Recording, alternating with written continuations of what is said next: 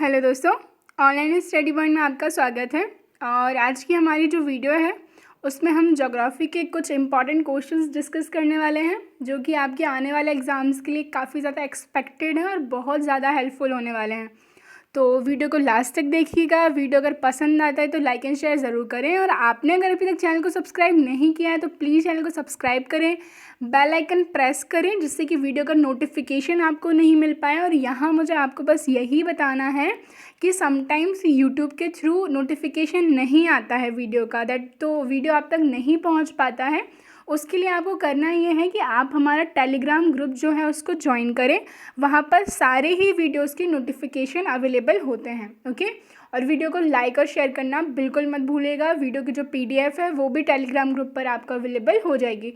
और ये बाकी के सोशल प्लेटफॉर्म्स हैं जहाँ पर आप हमारे चैनल को फॉलो कर सकते हैं और भी ज़्यादा अपडेट्स के लिए। तो आइए शुरू करते हैं।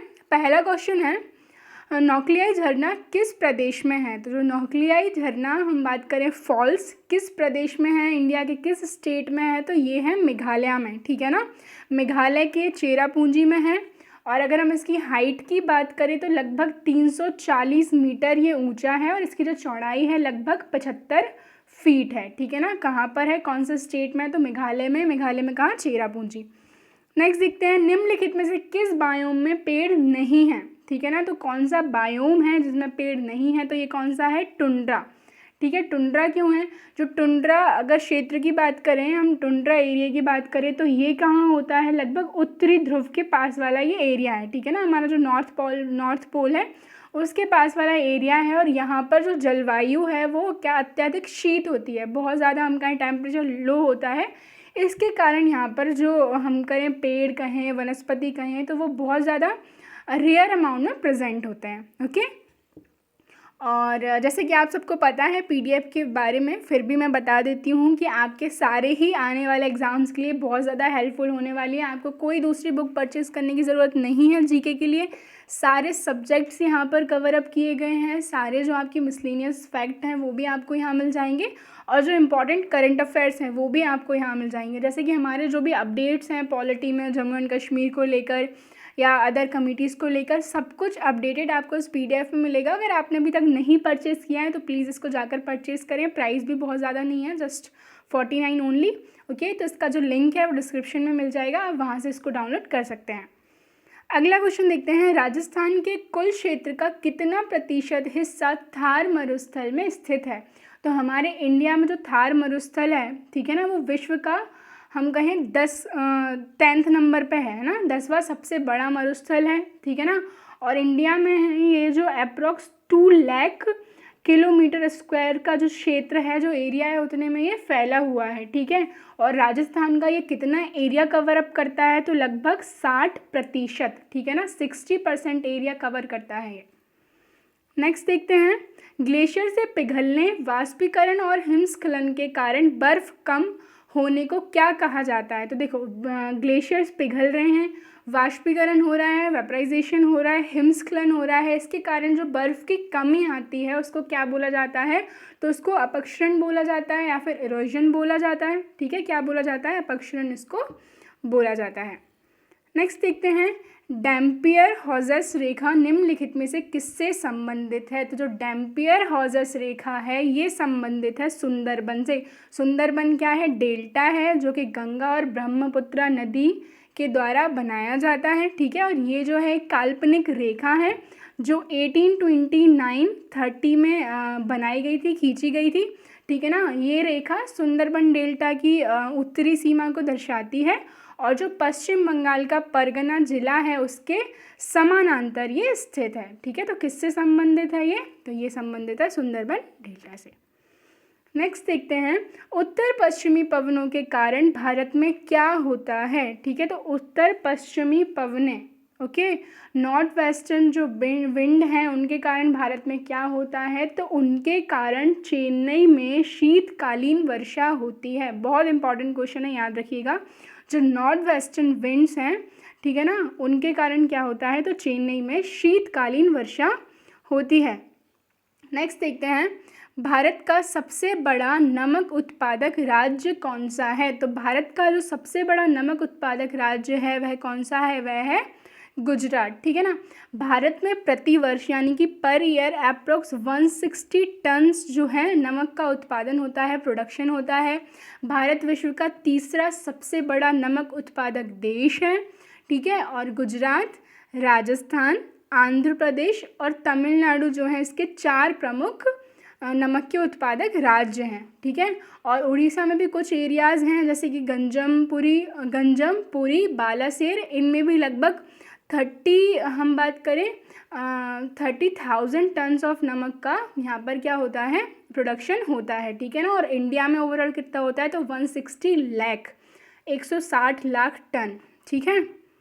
अगला क्वेश्चन देखते हैं, अलमाटी बांध किस नदी पर है। तो अलमाटी जो बांध है ये किस नदी पर है, ये कृष्णा नदी पर है। कहाँ पर है, कर्नाटका में है। और 2005 में ये जो है बनकर तैयार हुआ था। अब आप लोग जो है इसका दूसरा नाम मुझे कमेंट करके बताएंगे। हम बढ़ते हैं आगे। ताप के अंतर का उपयोग निम्नलिखित में से किस कॉन्सेप्ट के लिए किया जाता है, ठीक है ना। तो टेम्परेचर डिफरेंस का जो यूज़ है किस कॉन्सेप्ट के लिए किया जाता है, तो ये किया जाता है किसके लिए, मॉनसून के लिए, ठीक है। मॉनसून की जो उत्पत्ति है स्थल और जल में जो है टेम्परेचर डिफरेंशिएशन के कारण ही होती है, ठीक है ना। स्थल में तापमान अधिक होने के कारण क्या होता है, वायु दाब जो है कम हो जाता है। आपको याद क्या रखना है, टेम्परेचर और जो प्रेशर हैं वो एक दूसरे के इन्वर्सली प्रोपोर्शन है, ठीक है। जहाँ पर टेम्परेचर ज़्यादा होगा वहाँ पर प्रेशर कम होगा, जहाँ पर प्रेशर ज़्यादा होगा वहाँ पर टेम्परेचर कम होगा। तो जो हम बात करें स्थल में तापमान अधिक होता है तो वायु दाब कम हो जाता है, और जबकि जो जलीय क्षेत्र हैं, ठीक है ना, वहाँ पर क्या होता है, दाब जो है वो थोड़ा सा ज़्यादा होता है, ठीक है। और हमें याद क्या रखना है, जो वायु है, जो विंड्स हैं वो क्या करती हैं, हाई प्रेशर से लो प्रेशर की तरफ फ्लो करती हैं, उच्च वायु दाब से निम्न वायु दाब की ओर ये बहती हैं, ठीक है। अगला क्वेश्चन देखते हैं, भारत के स्थलाकृति मानचित्र किस संगठन के द्वारा बनाए जाते हैं। तो भारत के जो स्थलाकृति मानचित्र हैं ये भारतीय सर्वेक्षण के द्वारा बनाए जाते हैं, और जो भारतीय सर्वेक्षण विभाग है इसकी स्थापना 1767 ईस्वी में यानी कि 1767 में की गई थी, ठीक है। आगे बढ़ते हैं, भूटान के साथ भारत के किस राज्य की सीमा सबसे ज़्यादा लंबी है। तो भूटान के साथ जो सबसे लंबी सीमा है वो किसकी है, ये बताना है। तो ये है असम की, ठीक है ना। भूटान के साथ किसकी सबसे लंबी सीमा है, तो असम की। हम बात करें टोटल जो हमारा एरिया जो बॉर्डर है वो कितनी है, 69 किलोमीटर है भूटान के साथ, जिसमें से कि जो असम की है वो 267 है, ठीक है। जो अरुणाचल प्रदेश की है वो 217 है, जो पश्चिम बंगाल की है वो लगभग 183 है, और जो सिक्किम की है वो लगभग 32 है, ठीक है ना। ओवरऑल कितनी है, 699 किलोमीटर। अब यहाँ पर हम लोकेशन देख लेते हैं। यहाँ पर आप देख सकते हैं ये है भूटान, जो 4 स्टेट्स हैं जिनसे बॉर्डर लगती है। तो सिक्किम है, अरुणाचल प्रदेश है, असम है और वेस्ट बंगाल है, ठीक है। आई होप आप लोगों को क्लियर हुआ होगा। अगला क्वेश्चन देखते हैं, क्षेत्रफल के मामले में निम्नलिखित में से कौन सा देश भारत से बड़ा नहीं है, ठीक है ना। तो क्षेत्रफल के मामले में हम बात करें इन ऑप्शंस में से कौन सा देश है जो भारत से बड़ा नहीं है, तो वो कौन सा है, इंडोनेशिया है, ठीक है ना। जो ऑर्डर है वो याद रखिए, सबसे बड़ी कंट्री कौन सी है, रूस यानी कि रशिया, रशिया के बाद कनाडा, ठीक है ना, फिर अमेरिका, फिर चाइना, ऑस्ट्रेलिया और ब्राज़ील। इसके बाद 7वें नंबर पर किसका नंबर आता है, तो भारत का आता है। बाकी सारी जो कंट्रीज़ हैं वो उसके बाद आएंगी, सिर्फ Russia, Canada, America, China, Australia और ब्राज़ील इससे पहले आएंगे, ओके। अगला क्वेश्चन देखते हैं, भारत की स्थलीय सीमा कितने देशों से लगती है। तो भारत की जो स्थलीय सीमा है यानी कि जो लैंड बाउंड्री है ये 7 कंट्रीज़ के साथ लगती है, ठीक है ना। जो कुल अगर हम बात करें तो लगभग 15 हम बात करें कितनी 15,106 किलोमीटर है, जिसमें कि हमारे 92 डिस्ट्रिक्ट्स कवर होते हैं, ठीक है ना, और 17 स्टेट्स होते हैं, ठीक है। और हम बात करें कौन कौन सी कंट्रीज़ हैं, तो कौन कौन सी हैं, पाकिस्तान है, अफ़गानिस्तान है, बांग्लादेश है, चाइना है, नेपाल है ओके, म्यांमार और भूटान, इन कंट्रीज़ के साथ जो है हमारी बॉर्डर शेयर होती है। अब हम देख लेते हैं एक बार इसको मैप में। तो आप देख सकते हैं यहाँ पर क्या है, पाकिस्तान, ये जो एरिया है ये पूरा टच हो रहा है पाकिस्तान से। यहाँ का कुछ थोड़ा सा पोर्शन जो है टच होता है अफ़गानिस्तान से। यहाँ जो हमारी बॉर्डर है चाइना से लगती है, ये बॉर्डर नेपाल से लगती है, ये बॉर्डर भूटान से लगती है, और यहाँ पर बांग्लादेश, और यहाँ पर जो है म्यांमार। ठीक है ना, ये म्यांमार, चाइना, बांग्लादेश, भूटान, नेपाल, पाकिस्तान और अफ़गानिस्तान, इन 7 कंट्रीज़ के साथ हमारी बाउंड्री लगती है, जिसमें हमारे 17 स्टेट्स हैं जिनकी बाउंड्री लगती है। इसके बाद 92 डिस्ट्रिक्ट्स हैं। ओके, अगला क्वेश्चन देखते हैं, निम्नलिखित में से भारत का सबसे कम ऊंचाई वाला क्षेत्र कौन सा है। तो भारत का सबसे कम ऊंचाई वाला जो क्षेत्र है वो कौन सा है, कुट्टानाद, जो कि कहाँ पर है, केरल में है। ये समुद्र तल से लगभग 2.2 मीटर नीचे है। ठीक है ना, कहाँ है ये, तो केरल कुट्टानाद में है और समुद्र तल से लगभग 2.2 मीटर नीचे है। नेक्स्ट देखते हैं, निम्नलिखित में से कौन सा कथन गलत है। तो इसमें से कौन सा कथन गलत है, सुंदरवन डेल्टा विश्व का सबसे बड़ा मैंग्रोव वन है। जी हाँ, बिल्कुल है, और इसका निर्माण गंगा ब्रह्मपुत्र नदियों के द्वारा होता है। भारत विश्व का सबसे बड़ा माइका उत्पादक है। जी हाँ। ईस्टर आइलैंड एकमात्र ऐसा क्षेत्र है जो पृथ्वी पर भारत की ठीक विपरीत दिशा में स्थित है। जी हाँ।